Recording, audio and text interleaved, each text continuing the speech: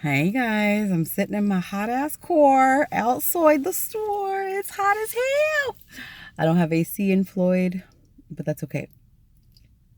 So I have been pondering the last couple of weeks with everything going on in the world with Black Lives Matters and me feeling like I'm battling within myself because I always said I don't post about politics and I don't talk about this and I don't talk about that. And my page is for my business and positivity and fighting for gay rights and all of the things that I do.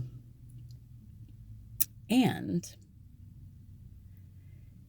in the last 30 days, I could comfortably say there's about 8 or so, give or take a couple, of white family and friends that I have lost.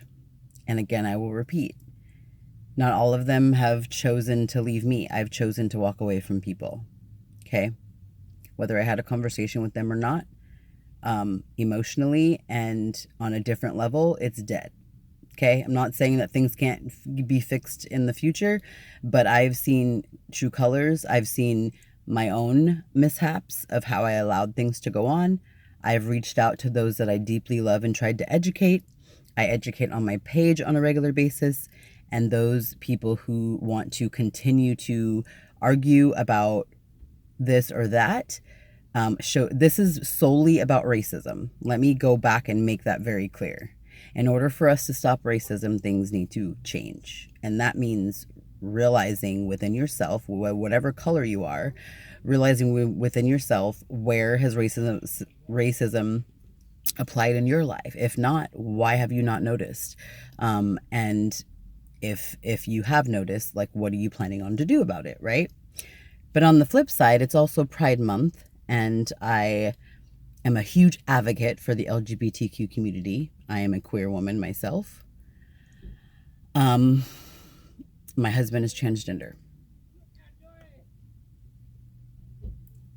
And just like I have had to take a stance with the white people in my life, I have to take a stance on the people in my life, no matter you. I have a large African American population in my life, whether they are friends or family, that are on the fence. And it's the same to me as people that have been on the fence with racism or not fully understanding about racism.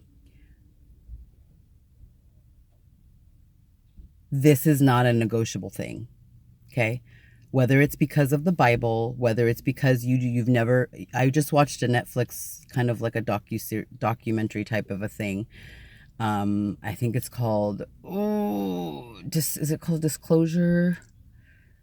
I don't remember, but it is basically about transgender people and what they've been through. And watching it was very similar to watching the documentary 13th.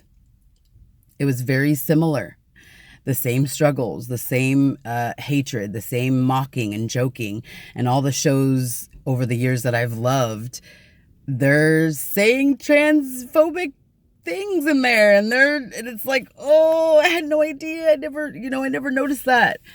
And it's just gotten me thinking, like, no matter what, it's about tolerance for me. It's about being okay with being uncomfortable. It's about being okay with, like, asking questions. It's about being okay with opening your mind and have a different level of consciousness that you are capable of loving people where they are. And if you are somebody that is very uncomfortable with homosexuality or trans people, and you're one of those people that, oh, we're just not going to talk about it, we're just going to avoid this topic. And again, I've also realized that just like with the whole politics or Trump, like, I used to say, hey, if you voted for Trump, it's totally fine as long as you respect me. Hey, if the whole gay thing freaks you out, I don't give a shit. Just don't throw the Bible in my face. Don't be disrespectful.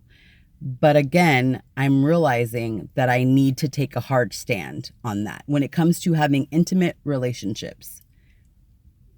So people that I love, whether it be family or friend, blood or not, that I spend time with, whether it be talking, building relationships and friendships and sisterships and brotherships, whatever.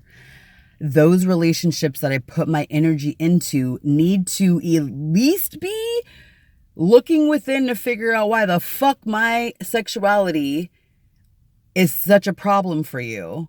Because if it's about the Bible, there are so many things in the Bible that you're supposed to do this. Supposedly, this is all like hypothetical. People think, oh, you can't do this, you can't do that. There's so many other rules in the Bible. Why do you hold on to that one thing that you think is what the Bible says about gay people or whatever?